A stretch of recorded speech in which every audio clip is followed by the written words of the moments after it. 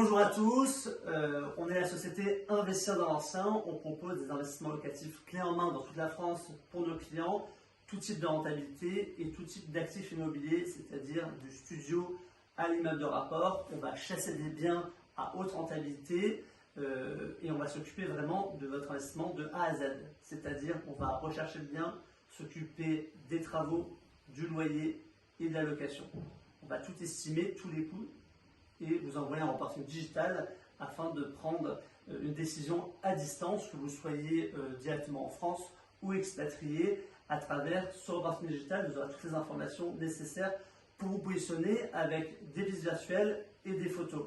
Aujourd'hui, on a l'honneur d'avoir Maxime avec nous, qui est notaire. On travaille avec toi déjà depuis 2 ans sur pas mal de dossiers. Et voilà, ça me tenait à cœur de t'inviter pour expliquer comment fonctionne tout le process au moment où on va envoyer une offre à un client qui sera acceptée jusqu'à la signature de la promesse, aller jusqu'à l'acte authentique. Donc voilà, présente-toi en 2 mots pour nous expliquer qui tu es. Bonjour Raphaël, merci de m'accueillir dans tes bureaux qui ont été rénovés d'ailleurs. Merci. Donc moi je suis notaire à Paris dans le 13e avenue d'Italie. Et puis donc j'ai eu l'occasion de travailler tant en droit de la famille qu'en immobilier dans des dossiers avec toi depuis quelques années. Et donc on s'est rendu compte depuis, surtout l'après-Covid, qu'on a eu la chance de pouvoir dématérialiser l'ensemble des procédures et de travailler notamment à distance avec les systèmes de visioconférence, les mails, les téléphones. Donc à partir du moment, donc le point de départ du processus immobilier, ça va être la visite, forcément avec des acheteurs qui vont visiter le bien, après avoir étudié la faisabilité, mais on va en reparler tout à l'heure, du projet. Et à partir du moment où l'acquéreur fait son offre et qu'elle est contresignée par le vendeur, ils vont être en mesure de préparer leur dossier pour la promesse de vente. Donc en général, le délai, ça va être à peu près une quinzaine de jours pour rassembler les pièces par rapport à la copropriété et par rapport au diagnostic, au DPE, parce qu'il y a des questions notamment de renouvellement des DPE. Aujourd'hui, j'ai pas mal de clients qui se posent la question, comment ça fonctionne aujourd'hui quand ils font une offre et quand on fait le mail en relation avec toi directement, combien de temps ça prend pour signer une promesse d'achat et quels documents ils doivent te fournir à ce moment-là?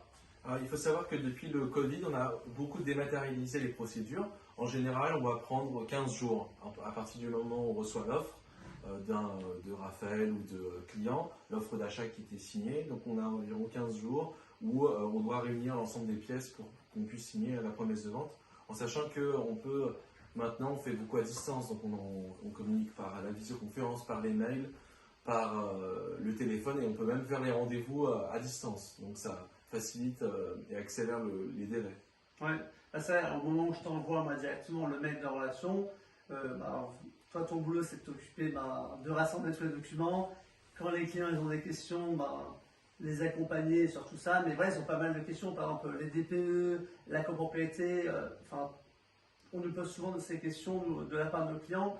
Comment tu rassembles ces documents et comment tu sais s'il y a un défaut sur la DPE, s'il faut vraiment se poser sur le bien, comment toi tu sais tout ça à distance à travers ces documents? Il y a notamment tous les diagnostics obligatoires, donc on va les obtenir du vendeur en général. On a aussi son titre de propriété quand lui-même il a acheté son propre appartement, donc il faut bien le lire. On aura aussi les documents du syndic, si c'est un appartement, donc de la copropriété, des assemblées générales. Donc faites attention à bien lire les assemblées générales, les procès-verbaux d'assemblée générale, parce qu'il peut y avoir des informations par rapport à la copropriété, aux travaux, et qui peuvent influer sur les diagnostics. Donc on regarde ces documents-là. Donc l'idée c'est aussi avant de signer la promesse de vente, de préparer déjà un dossier à peu près complet, donc de prendre rendez-vous avec le notaire ou avec par exemple Raphaël, et déjà en amont de préparer votre dossier, puisque ce qui faciliterait et ce qui va raccourcir le délai entre l'offre et la promesse. Et si on a un dossier complet, par exemple dès l'offre, on peut envisager sous 3 jours la signature d'une promesse. Donc toutes les questions de préparation en amont et d'être aussi bien accompagné par un professionnel, parce qu'il y a des professionnels qui sont là, c'est pas simplement parce qu'ils sont des intermédiaires, mais parce qu'ils peuvent vous accompagner, ils ont l'habitude des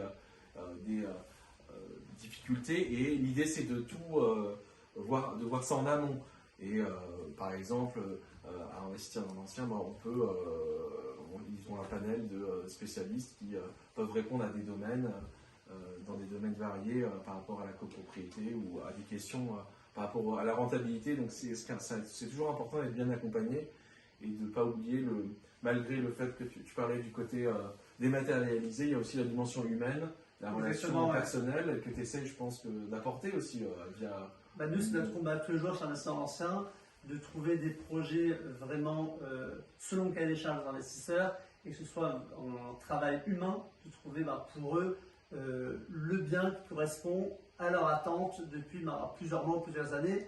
On ne trouve pas un bien aussi facilement qu'on le souhaite, et il faut faire attention, parce qu'aujourd'hui il y a beaucoup de choses à prendre en compte, et vérifier aujourd'hui les DPE, tout ce qui est loi climat aujourd'hui, on en parle beaucoup, mais vérifier est-ce que ça vaut le coup d'acheter une passoire énergétique par exemple, l'acheter au bon prix, bien budgéter les travaux, et quand c'est bien budgété, là on peut faire une bonne affaire, ou tout simplement acheter un bien déjà rénové, mais vérifier la qualité du travail qui a été fait, et est-ce qu'on peut louer aujourd'hui, parfois on a même des biens qui sont en D, mais qui sont humides, donc vérifier l'humidité par exemple, c'est un exemple assez simple, mais est-ce que ça peut se louer facilement? Est-ce qu'il y a de la demande locative dans ce secteur-là? Donc je prends un exemple, par exemple, je ne sais pas si on va à Marseille, il y a des rues où c'est super d'investir aujourd'hui et il y a pas mal de plus-value à faire sur plusieurs années, mais à 2-3 rues après, c'est des quartiers qui ne sont pas encore gentrifiés et qui ne sont pas prêts à changer dans les mois à venir. Ah d'accord, donc vous n'allez pas seulement étudier le côté financier, mais aussi la faisabilité du projet. Donc voir est-ce que déjà est-ce que c'est possible finalement, est-ce que cet investissement a sa raison d'être.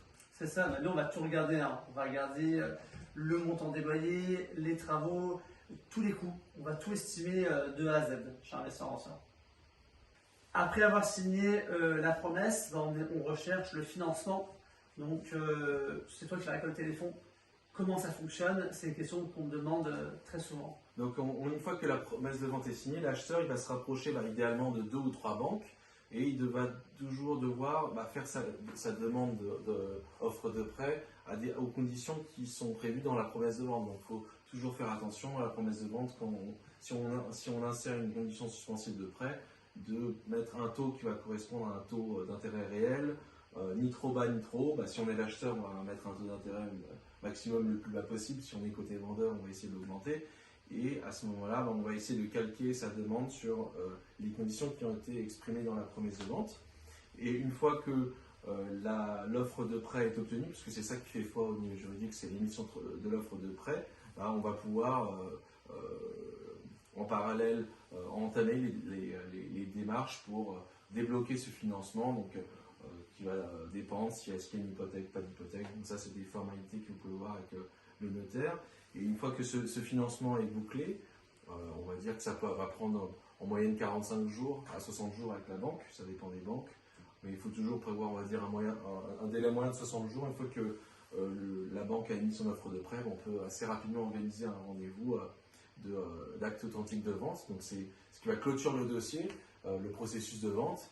Et on reçoit les fonds, on vérifie avant le rendez-vous qu'en comptabilité on a bien reçu le montant du prêt, et ensuite on peut signer en sachant que les parties devront avoir vidé l'appartement, faire une dernière visite, en généralement accompagné d'une personne, ça peut être toi Raphaël ou un agent immobilier. Nous on a toujours nos agents de visite qui viennent visiter avant l'achat définitif. Pour être sûr qu'il n'y ait pas des eaux, de dégradation, et surtout que ce soit bien vide de meubles ou de locataires. Dernière question sur l'achat d'un bien immobilier. J'ai signé la promesse de vente, et j'ai eu mon financement. Le financement a été validé par la banque, et je t'ai envoyé une lettre comme quoi la banque va me suivre sur ce projet. J'aimerais savoir maintenant au bout de combien de temps on va signer l'acte définitif. Ça fait au moins 2 mois qui sont déjà passés depuis la signature de la promesse. Combien de temps maintenant ça va prendre et quels sont les délais et quels documents tu dois récolter toi pour arriver à la remise des clés? Donc il faut savoir qu'en général le délai moyen entre la promesse de vente et la vente c'est 3 mois. Donc on compte 60 jours pour obtenir l'offre de prêt de la banque et on va dire une fois qu'elle est obtenue, on peut signer dans la quinzaine l'acte définitif de vente et c'est à ce moment-là seulement que va intervenir la remise des clés. Donc le vendeur va donner les clés à l'acheteur, va les donner à Raphaël qui va les remettre ensuite à l'acheteur et au niveau des pièces, on va récolter les dernières pièces d'urbanisme. Si il y a un droit de préemption, parce qu'il faut savoir que dans certaines zones, il peut y avoir un droit de préemption de la mairie. C'est-à-dire que là, il faut proposer d'abord à la mairie d'acheter. Et la mairie soit peut acheter, soit peut ne pas l'acheter. Donc à Paris, ça dépend par exemple de certaines rues. En province ou en banlieue, ça dépend. Il y a des villes où il faut systématiquement proposer, comme à Vincennes ou Saint-Ouen. Et une fois qu'on a donc le dossier complet au niveau de l'urbanisme, au niveau du droit de préemption, que l'offre de prêt est débloquée, on peut envisager la signature définitive chez le notaire avec la remise des clés et le versement du prix de vente. Autre sujet d'actualité, les taux qui sont plus hauts qu'avant. Moi, j'ai beaucoup de clients aujourd'hui qui sont freinés par ça. C'est vrai qu'il y a 6 mois, on était dans les 1,2%. Aujourd'hui, on est en moyenne dans les 2,7%. C'est encore historiquement bas pour investir en immobilier. Est-ce que toi, de ton côté, encore une fois, tu ressens un freinage des investisseurs, même si tu n'es pas directement confronté à leur parler de l'investissement locatif, mais est-ce que tu vois moins d'investisseurs dans les transactions que tu as aujourd'hui? Je dirais qu'il y a un très léger ralentissement immobilier.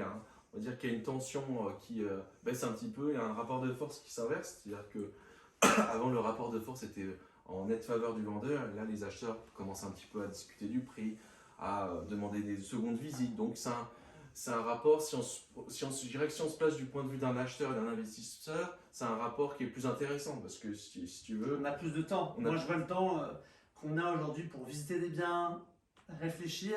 C'est pas comme avant. Avant, des biens partaient dans l'heure. Aujourd'hui, on peut attendre une semaine, 10 jours et réfléchir et se poser sur un bien. Ouais, et c'est aussi, on peut comme ça peaufiner son projet, son investissement et peaufiner sa situation juridique avec qui j'achète en société, pas en société. C'est ça. Comment je finance mon projet, quel type de garantie et comment. Donc on a le temps, donc il y a aussi ce côté un peu positif dans cette tendance. C'est l'occasion de se concentrer sur son projet, de réfléchir, de ne pas prendre de décisions précipitées. Et pour ça, le mieux c'est d'être accompagné par des professionnels qu'on connaît, qu'on puisse rencontrer à distance ou en vrai. Et donc cet accompagnement, peut se faire pour un projet, plusieurs projets. Et après, si on est content, on garde son spécialiste. Hein. C'est comme un médecin de famille. C'est ce qu'on fait. On a des clients déjà qui ont investi 3-4 fois chez nous et ils nous recommandent. Donc voilà, on fait attention à eux, on fait attention à l'investissement, on les conseille le mieux pour qu'ils investissent dans la meilleure zone du moment, au meilleur rendement. Et le but, c'est d'avoir un bien soit avec la défiscalisation, soit en SCI, soit en nom propre, dans des locaux commerciaux aussi. Vraiment, ça peut être tout type d'investissement locatif. Et chaque investissement est différent. Et aujourd'hui, il faut chercher l'investissement qui nous correspond et à son niveau. Un primo-investisseur ne va pas prendre la même chose, ne va pas avoir les mêmes attentes qu'un investisseur qui a l'habitude d'investir. Dernier point, sur les DPE, est-ce que toi tu vois une baisse des prix sur des biens qui sont classés par exemple G, F, que des biens bien notés qui sont en minimum D, DC? Je dirais que c'est encore un peu trop tôt pour se prononcer sur une baisse des prix. Je dirais qu'il y a une stabilisation des prix, ce qui est déjà signifie que ce n'est pas une hausse. Mais il y a une stabilisation des prix et les biens mettent un peu plus de temps à se vendre. Ils finissent quand même par se vendre puisque il n'y a pas du tout un effondrement du marché. Il y a encore des transactions, beaucoup de transactions qui se font, mais ça prend un peu plus de temps. Donc il n'y a pas eu encore d'impact, c'est encore trop tôt pour savoir s'il y a un impact actuel. On le verra dans un an, on fera le bilan à ce moment-là à nouveau. Si tu veux, on se donne rendez-vous dans un an pour connaître la situation du marché. Avec plaisir, on t'invite dans notre bureau.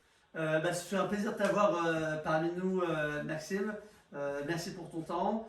J'espère te revoir sur de nouveaux dossiers très rapidement. Merci pour ton invitation et pour votre réussite, toi et ton frère, que je salue aussi, qui n'a pas pu venir aujourd'hui parmi nous, mais qui est aussi un fidèle compagnon de route. Et donc à bientôt pour de nouvelles aventures.